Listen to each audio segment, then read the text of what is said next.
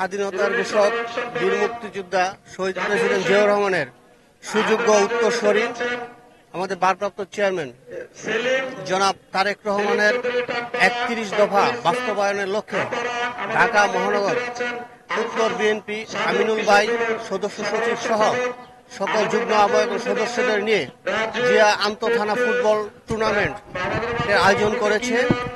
এটা ৩১ দফারই একটি অংশ।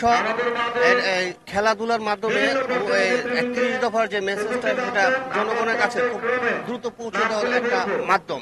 আপনারা দেখছেন এটা আজকে এই যে সুন্দর খেলাধুলা হচ্ছে, এটা সম্পূর্ণই ঢাকা মহানগর উত্তর বিএনপির আহ্বায়ক আমিনুল ভাইয়ের কৃতিত্ব, তার নেতৃত্ব। উনি খুব সুন্দরভাবে ইউনিট ওয়ার্ড থেকে শুরু করে থানা মহানগর সবই সুশৃঙ্খল সুন্দরভাবে ঐক্যবদ্ধভাবে চলছে ইনশাআল্লাহ। আমরা তো আশাবাদী আজকে খেলা হচ্ছে পল্লবী থানা বনাম খিলক্ষেত থানা, আমরা খিলক্ষেত থানার নেতৃবৃন্দ আসছি। আমরা আশাবাদী আমাদের দল আজকে ভালো খেলবে। আমরা ২৬টি থানার মধ্যকার যে খেলাগুলো আমরা লিগ পদ্ধতিতে করেছি গ্রুপ ওয়াইজ, এবং আমাদের ১৯ তারিখের ভিতরে আমাদের প্রথম রাউন্ডের খেলা শেষ হয়ে যাবে এবং আমরা ঈদের আগে ইনশাল্লাহ আমরা আমাদের কোয়ার্টার ফাইনাল এই খেলাগুলো শেষ করব।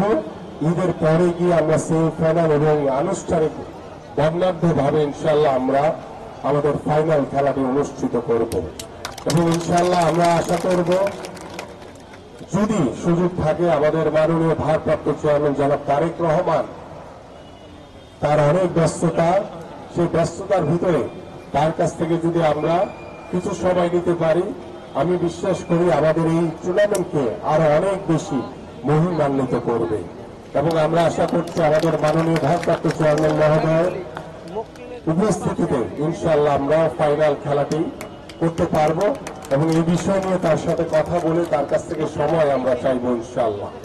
এই আনুষ্ঠানিকভাবে যে ফুটবল খেলা এবং এর পরবর্তীতে আমরা ঢাকা মহানগর উত্তর বিএনপির পক্ষ থেকে হয়তোবা ক্রিকেট কিংবা অন্য কোনো খেলাকে আমরা অবশ্যই আবার আনুষ্ঠানিকভাবে শুরু করব।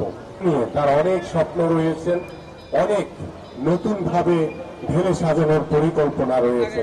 সেই পরিকল্পনা অনুযায়ী আমরা দলীয়ভাবে আমাদের বর্তমান যে পরিস্থিতি, দলীয়ভাবে আমরা একটি রাজনৈতিক দল হিসেবে আমরা খেলাধুলাকে অনেক বেশি গুরুত্ব দিচ্ছি এবং খেলাধুলার মাধ্যমে আমাদের যুব সমাজ, আমাদের তরুণ সমাজকে মাঠে আকৃষ্ট করার মাধ্যমে আমরা মাদক থেকে আমাদের তরুণ সমাজকে দূরে রাখার চেষ্টা করছি।